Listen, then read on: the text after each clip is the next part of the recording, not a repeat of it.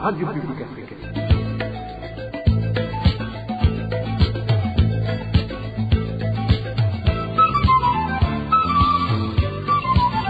Radio Publique Africaine.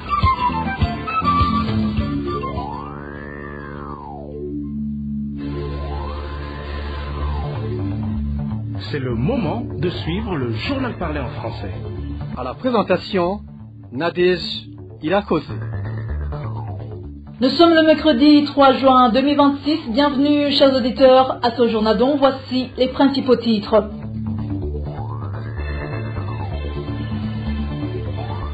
Les conditions de vie sont très difficiles actuellement pour des milliers de rapatriés burundais, selon l'étude faite par Mixed Migration Center, à cause de multiples défis dont ils font face durant leur réintégration dans le pays. Agathon Rwasa dénonce la violation de la loi par la Cour suprême qui, depuis 2 ans, ne s'est pas encore prononcée sur le litige du parti CNL dont il a été destitué injustement.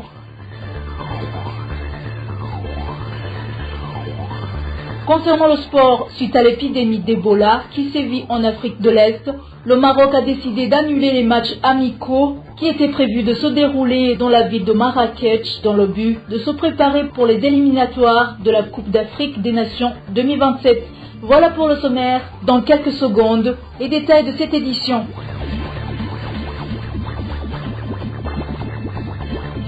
Bonsoir, débutons par la page politique.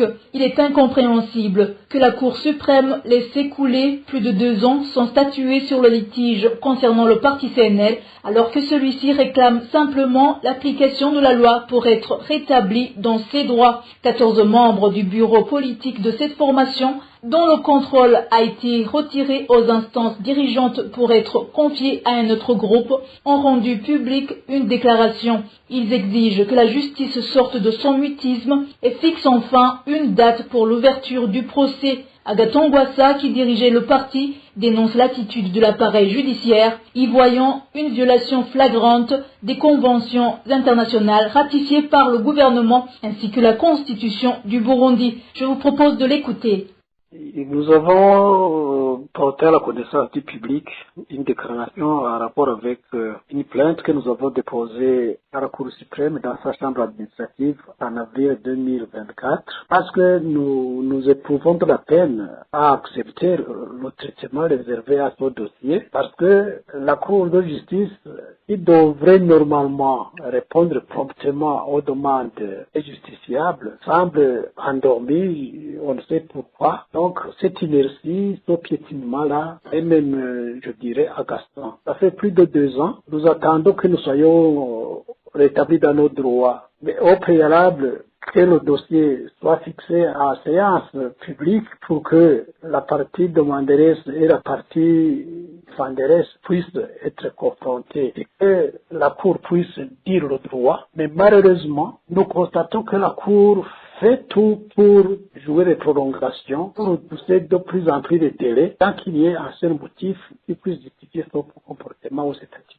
Malheureusement, cela viole nos droits, notamment nos droits en tant que Burundais majeurs qui devrions participer aux différents scrutins. Et ce qui est navrant, c'est que le 2 poids 2 mesures fait que la CENI et la Cour constitutionnelle se montrent plus fervents du pouvoir et prétexte que tant qu'il y a ce procès que nous ne sommes pas qualifiés. Et donc, nous sommes maintenant victimes d'une discrimination politique, alors que, selon la Constitution du Burundi, dans son article 19, stipule que les textes internationaux, les traités et autres conventions internationales ratifiées par le Burundi, surtout en matière des droits de l'homme, font partie intégrante de la loi burundaise et que le pacte international des droits civils et politiques, à son article 25, stipule que nul ne peut être discriminé pour quelque raison que ce soit. C'est dommage que nous sommes discriminés parce que il y a cette Cour qui ne veut pas nous rétablir dans nos droits. Et donc,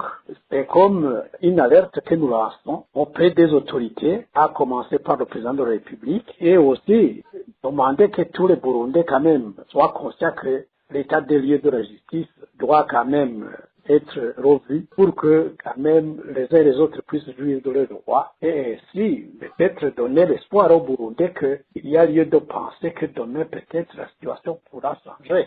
Quant à l'issue du procès, notamment dans l'hypothèse où la justice déciderait de ne pas restituer le parti à ses dirigeants initiaux, Agathon Rwasa souligne que l'essentiel demeure l'impartialité du droit. Il appelle les magistrats à accélérer la procédure et à assumer leur rôle d'institution digne de la confiance des Burundais. Encore une fois, Agathon Rwasa. Non, il n'y a pas question de stratégie, c'est plutôt question de constater amèrement que le Burundi ne fera que sombrer. Il ne suffirait que voir le bilan de 7 ans, 6 ans déjà, bientôt 7 ans, qu'est-ce qui a été réalisé par ce régime. Et je me demande même comment il s'est fait qu'on reconnaisse celui qu'on a reconnu dernièrement. Est-ce qu'on est vraiment conscient de l'état dans lequel se trouve notre nation, notre pays? Moi, je pense que les élections ne doivent pas être organisées juste pour être organisées, pour prétendre qu'on a eu des élections. Les élections, c'est d'abord une compétition. Et si le candidat président affirme qu'il a 31 partis, donc son parti et 30 autres partis avec lui, est-ce qu'il va y avoir une compétition? Il n'y a pas de compétition. Qu'est-ce qui va se passer? À quel genre de gouvernance aura-t-on droit à l'issue de ces soi-disant élections? Donc, je crois que c'est plutôt le moment que les Burundais et les Burundaises, toutes tendances confondues, du CNDD, FDD ou d'autres partis politiques, aient une conscience que le pays mérite d'être sauvé. Si c'est par la voie des élections, il faut quand même au préalable qu'il y ait un dialogue national pour préparer réellement des élections véritablement démocratique. Sinon, à l'état actuel des choses, ça ne sera qu'un show qu'on est en train d'organiser pour tromper l'opinion. On a des élections démocratiques alors que la démocratie n'a ni racine ni pied dans ce pays. Et en page économie, la vie de certains commerçants ayant perdu leurs marchandises dans l'incendie du marché de la zone Rugombo la semaine dernière est actuellement incertaine. Les dégâts causés par le feu sont pour l'instant estimés à 1 milliard de francs burundais et les sinistrés ignorent encore comment ils seront indemnisés. Le point avec Walter Kwizera. Ce qui est clair aujourd'hui, c'est que ceux qui travaillaient dans la zone du marché incendié vivent désormais dans une grande misère car c'est là qu'ils trouvaient leurs moyens de subsistance et leur nourriture. La voix est de l'un des habitants de la zone Rugombo qui évoque les difficultés et le désespoir des commerçants qui ont perdu leurs marchandises dans le marché de la zone de Rugombo en commune de Chibitoke. Aujourd'hui, bien que le marché ait continué de fonctionner normalement, la partie ravagée par l'incendie a engendré des pertes de plus d'1 milliard de francs burundais pour les personnes qui y travaillaient, selon les habitants de Rugombo. De l'autre côté du marché épargné par l'incendie, les commerçants ont continué à exercer leur activité sans problème. En revanche, du côté ravagé par les flammes, ils sont encore en deuil et inconsolables car l'incendie a détruit des marchandises d'une valeur de plus d'1 milliard de francs burundais. De plus, les commerçants qui ont subi les conséquences d'un incendie survenu dans leur lieu de travail restent incertains quant à leur avenir, car sur les 14 maisons détruites par les flammes, une seule était assurée. Lors de sa visite lundi dernier sur le lieu de l'incendie du 29 mai 2026, Eloge Nadjeneza, administrateur de la commune Chibitoke, a exhorté les commerçants à se renseigner sur les compagnies d'assurance afin de pouvoir être indemnisés plus facilement en cas de sinistre similaire. Merci Walter Kwizera. Passons à la page agriculture. Le retard de la NAGESA pour acheter la production de maïs met en difficulté les agriculteurs de la province de Vuhumuza car cette situation les pousse à vendre leurs récoltes aux commerçants à des prix très bas. Ces habitants demandent à la NAGESA de venir acheter leurs récoltes de maïs et de procéder au paiement dans les délais convenus. Elvis Nyomungere pour plus de détails. Les agriculteurs de la province de Vuhumuza affirment qu'ils attendaient à ce que la NAGESA achète les récoltes de maïs. Cependant, ils indiquent qu'ils attendaient depuis le 25 mai, date à laquelle cette institution avait annoncé le début des achats, mais jusqu'à présent, rien n'a été fait. Nous avons vu le communiqué de la NAGESA annonçant qu'il allait commencer à acheter le maïs au prix de 1700 francs. Nous avons attendu le début de ces achats, mais rien n'est encore commencé. Ici, dans la province de Buhumuza, aucune coopérative n'a encore commencé à acheter le maïs. Nous aimerions donc vous les demander si le programme de rachat du maïs est toujours maintenu ou s'il a été abandonné afin que nous soyons fixés car nous étions préparés à commercialiser notre production. Ces habitants expliquent qu'ils étaient préparés à vendre les productions à la Nagesa. Toutefois, le retard enregistré des contrats a écoulé les récoltes à bas prix auprès des commerçants faute d'autres alternatives. En attendant, nous sommes obligés de vendre notre maïs aux voisins qui nous donnent 1000 francs ou au mieux 1200 francs. Les producteurs de maïs de la province de Buhumuza demandent au gouvernement d'intervenir afin que la Nagesa commence effectivement ses activités d'achat. Ils déplorent que les récoltes se détériorent sans les procurer de bénéfices. Ils souhaitent également que la Nagesa paie directement en espèces lors de l'achat du maïs au lieu de les remettre des jetos. Le paiement n'intervient qu'après une longue attente. Merci Elvis Nyongongere. Dans un instant, c'est la page Société. Revenus insuffisants, accès limité à l'emploi, difficulté d'accès à la terre et au logement, faible assistance après le retour sont certains des défis dont font face les rapatriés burundais selon une récente étude du Mixed Migration Center sur les défis de la réintégration des rapatriés au Burundi. Plus de 247 000 personnes sont rentrées au Burundi depuis 2017. Dani Claire, Ilatkumba.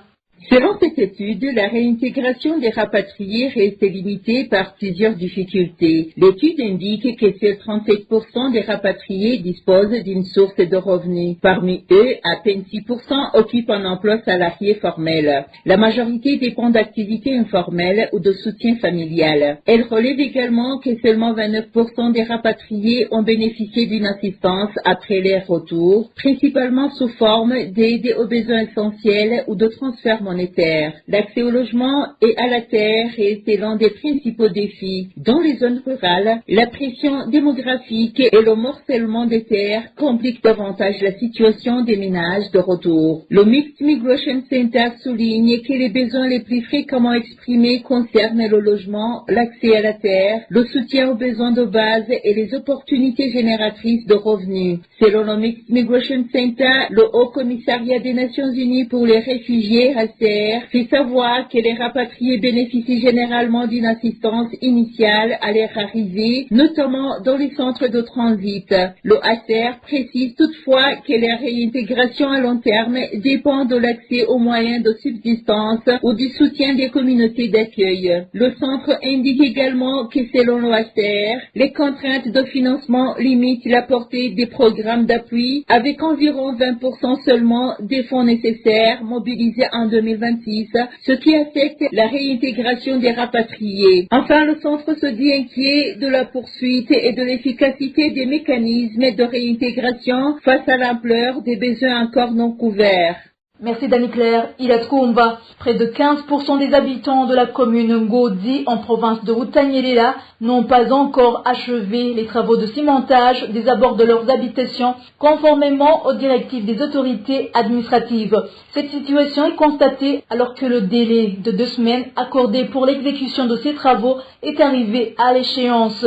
Les ménages concernés justifient ce retard par l'insuffisance de leurs ressources financières. De leur côté, les autorités administratives chargées du suivi de cette opération indiquent qu'aucun habitant ne sera dispensé de cette obligation. Les détails avec David Claude Mbananayo. Parmi les endroits où l'on observe encore des maisons dont les façades n'ont pas été cimentées, figurent notamment les axes routiers Kayanza-Ngozi, Ngozi-Gitega ainsi que les routes reliant la ville de Ngozi à l'ancienne commune de Mwumba. Parmi les propriétaires qui n'ont pas encore exécuté cette mesure figurent des personnes retraitées qui affirment ne pas disposer des moyens nécessaires pour réaliser rapidement ces travaux. D'autres étaient absents au moment de la prise de cette décision, notamment ceux qui vivent à l'étranger ou qui ne résidaient pas à proximité de leur parcelle. Malgré ces difficultés dans les villes de Kayanza, Ngozi et Kirundo, Plus de 90% des habitants ont répondu favorablement à l'appel lancé par les autorités administratives.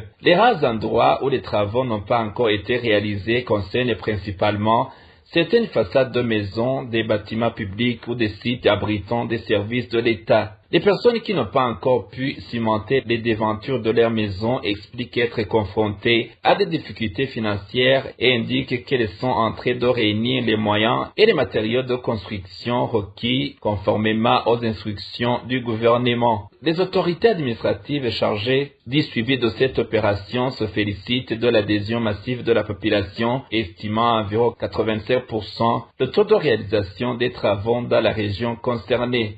Elles appellent toutefois les retardataires à accélérer l'exécution de cette mesure, rappelant que le délai supplémentaire de 2 semaines accordé aux habitants est déjà expiré. Les responsables administratifs soulignent également qu'aucun propriétaire ne sera exempté de cette obligation de cimenter la devanture de son habitation. Ils annoncent que dans les prochains jours, des mesures seront prises à l'encontre des personnes qui n'auront pas encore exécuté ces travaux, y compris d'éventuelles sanctions. Merci David Claude Mbananayo. Les travaux de construction de la route nationale numéro 3 sont à l'arrêt en raison de difficultés financières ainsi que des perturbations liées aux conditions climatiques. Ces travaux sont répartis en 3 tronçons, à savoir Rumonge-Nyandarake, Rumonge-Gitaza et Bujumbura-Gitaza. Annonce faite ce mardi par le ministre ayant les infrastructures dans ses attributions. Selon le ministre Egide Nijimbere, les travaux sur le tronçon Rumonge-Nyandarake ont été suspendus à cause des problèmes techniques. Suivez. Mais pour la seconde phase, c'est de Nyandarake à Rumonge. C'est une phase qui a déjà commencé, mais qui a connu un arrêt momentané, suite à des difficultés technico-financières qui se sont manifestées sur le chantier. Actuellement, ce mois-même, on a pu rencontrer les bailleurs arabes qui sont venus pour voir et discuter des opportunités de pouvoir relancer les travaux. Et je pense que la promesse est déjà lancée et bientôt la reprise des travaux sera effective. Concernant le tronçon Rumonge-Gitaza, le ministre indique que les travaux ont été perturbés par les changements climatiques, ce qui a obligé les responsables du projet à reprendre certaines réalisations déjà effectuées. Des changements climatiques se sont opérés et ont modifié les paramètres du projet, qui a provoqué un tronçon de 15 km qui n'est plus considéré dans le projet car le coût des travaux relatifs dépasse largement le coût total du projet. Alors on a dû se rabattre au tronçon qui est ce qui est faisable. En plus de ça, il s'est avéré une orientation politique de revoir, de dimensionner la sécurité de la chaussée en tenant compte du trafic qui a évolué. C'est ainsi que tous ces paramètres ont fait que le coût du projet a sensiblement monté et a dépassé largement les prévisions budgétaires. En consultation avec la banque, le bailleur de fonds, c'était la BAD, une proposition a été donnée de pouvoir d'abord d'arrêter de continuer d'abord ce projet et pouvoir réceptionner ceux qui sont exécutés convenablement et réceptionnables, afin de pouvoir payer l'entreprise et cela continuer pacifiquement sans litige. Donc résolution à l'amiable et continuer ce projet. Mais en même temps, on nous a recommandé de reprendre la publication pour les travaux restants afin de pouvoir finaliser la partie restante jusqu'à 3 km, hormis les 15 déjà enlevés. Mais pour les 15 km qui sont détachés du projet initial, là, les études sont en cours pour pouvoir avoir une étude profonde et tenant compte de ces changements climatiques. Et après les études, on va approcher les bailleurs pour le financement futur. Et pour le tronçon Bujumbura-Gitaza, le ministre Egide Nijimbere annonce que les travaux vont bientôt reprendre. Le 21 mai, le 2026, c'est à ce moment où l'ordre de service a été donné à l'entreprise pour débuter réellement les travaux. Donc, à partir du 21 mai, on commence à compter le délai d'exécution des travaux qui date de 24 mois, donc 2 mois. Et alors, dans ce projet, pour pouvoir ne pas tomber dans une piège qu'auparavant avec la libération d'emprise, on a opté de commencer par la zone rurale qui présente moins de difficultés. Et en attendant qu'ils avancent vers le centre-ville, on a déjà des évacuations, des réseaux souterrains, surtout dans la capitale de Bujumbura. Le ministre chargé des infrastructures s'est exprimé après que les usagers de la RN3 dénoncent depuis plusieurs mois les difficultés de circulation sur cet axe routier. Nous détenons ces éléments sonores de la radio-télévision nationale du Burundi. Clôturons ce journal par la page sport. L'équipe nationale de football du Burundi qui se trouve au Maroc pour disputer les matchs amicaux dans le but de se préparer pour les éliminatoires de la Coupe d'Afrique des Nations 2027 va rentrer sans jouer. Le Burundi allait jouer ce jeudi contre la Guinée équatoriale, mais les autorités de la ville de Marrakech, où le match allait se dérouler, ont informé la délégation burundaise que suite à l'épidémie d'Ebola qui sévit en Afrique de l'Est, que ce match est annulé. Constantin Mutima, le team manager de l'équipe nationale du Burundi, indique que cette décision ne concerne pas le Burundi uniquement, mais tous les pays qui avaient prévu de livrer leur match dans la ville de Marrakech. Il précise que c'est une perte à la fois financière et sportive pour le Burundi. Et voilà, chers auditeurs, c'est ici que s'achève le journal de ce 3 juin 2026. Merci pour votre attention. Merci également à tous mes collègues pour leur bonne collaboration.